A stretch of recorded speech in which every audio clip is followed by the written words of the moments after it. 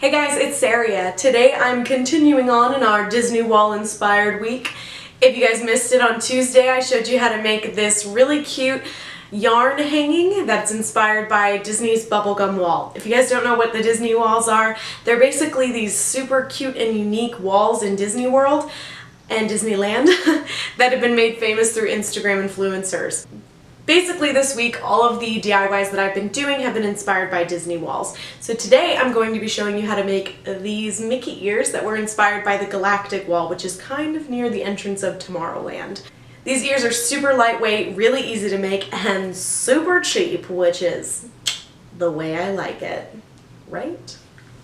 Right?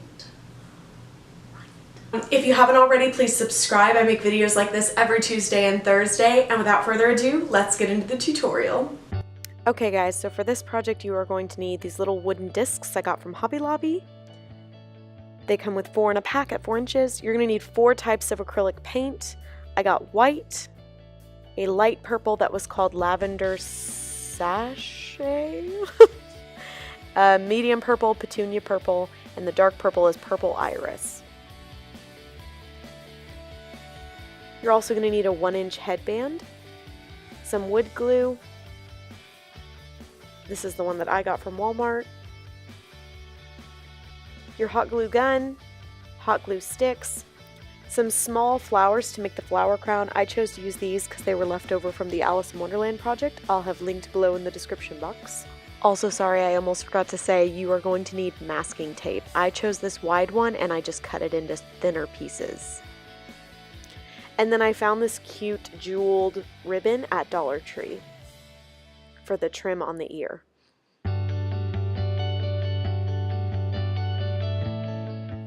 Okay, so start out with your discs and you're actually going to glue them together, so 2 sets of 2. So use a small amount of wood glue. You don't want to use too much because you don't want it to all ooze out when you do press the 2 discs together. And then gently press them together and do the same to the second set. Again, not using too much and spreading it out evenly. And then I put some heavy textbooks on top of these and let them sit overnight just to make sure the wood glue was completely dry. I don't know if you really need to wait 24 hours. The bottle says 30 minutes, but I like to err on the side of caution. Okay, so the next day I took my 2 discs and I started out by painting all of it white. This is just the undercoat so that you can make the purple designs on it like the Galactic wall. And you're going to want to paint all sides on both ears completely white and let it dry. I took my hairdryer to it on a warm setting and it only took a couple of minutes to dry them, and then I would just flip it over and paint the other side. If you don't have your hairdryer, you can let the paint sit. It shouldn't take too long to dry. So next we're going to paint this type of pattern. So start on one side and you're going to need some masking tape. You're going to cut the masking tape into really thin strips. I ended up changing to a smaller pair of scissors to make this a little easier, but basically you're going to cut these thin strips and then you're going to randomly tape them down. I tried to focus on making kind of triangular shapes, but honestly you can do this completely random. It's going to come out cute. So just keep laying down the tape and really pressing it hard down onto the disc to make sure that the paint doesn't seep underneath it when we get to that step. So now I'm using some smaller scissors. This was much easier, and just continuing on in my random pattern of taping.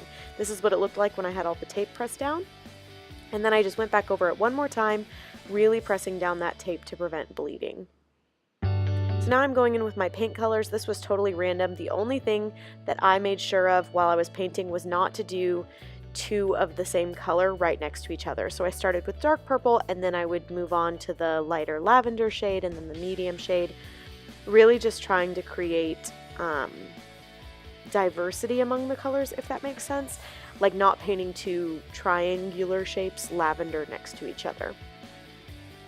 Once you've kind of finished up painting your pattern, again, you can take your hairdryer to it or you can just let it sit and dry. I chose to let mine sit and dry so that the paint wouldn't get pushed into other sections. I was a little worried about that happening. I let it dry for about 30 minutes, maybe 45, and then I went in and gently peeled the tape off. Make sure you go slowly because you don't want to end up ripping up any of the paint that you've laid down. If you do, that's okay. You can go back and touch it up. But the number one thing is patience. If you let it dry all the way, you really won't have problems with your ends not being all the way down. So this is what it looked like when it was complete. And now I'm going to move on to how to do the trim. So this Dollar Tree beaded trim I bought is super pretty, but it's way too wide. So because it's on a netting, I was able to just cut it into thinner strips. So I went ahead and cut one really long thin strip to start off. And then I took that long thin strip and went ahead and laid down some hot glue and pressed it down to my ear. Do not use too much hot glue on this. You don't need a whole lot, and you don't want it seeping out of that netting on the ribbon. You could paint your discs, but originally I kind of tried to and I just didn't really like how it looked, so I just left it this wooden color because you can't really see it. Alright, so now for placement. I usually like to place my ears around 2 to 2.5 inches apart. If you have another set of ears, you can use those ears to work out the placement. I also show you in previous videos how to use the templates I have to do this. So if you want to check out previous videos, I'll have my DIY Mickey ear playlist in the description box below. So I took a marker and I just made 2 little dashes on the ends where the ear began. The first ear, I tried to directly place the hot glue onto the headband, but I did find on the second ear it was a lot easier if I put the hot glue on the ear and then pressed the ear to the headband. This part you need to be patient on because truthfully, these ears are very hard to adhere to the headband because they're completely round. So then I went in and reinforced with a lot of hot glue. And when I say a lot of hot glue, guys, I mean more hot glue than you can imagine. This is what it looks like when it's done. You want to make sure that you made them really, really secure. So go ahead and adhere the second ear and move on to flowers. So you're going to snip off the end of the flower on the back, and then you're going to apply some hot glue and just press it down onto the ear, and repeat this step for all the flowers across the crown of the headband. At this point, I also realized that it would be a good idea to put some Mod Podge over the painted part of the ear so that you don't have an accident like I did, which you're about to see now.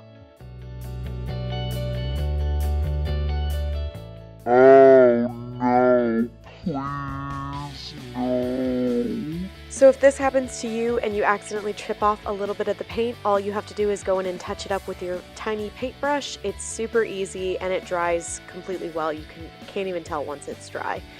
That does it for this project. I will see you guys in my next video. Please subscribe if you haven't already and stay tuned for future DIYs. Bye!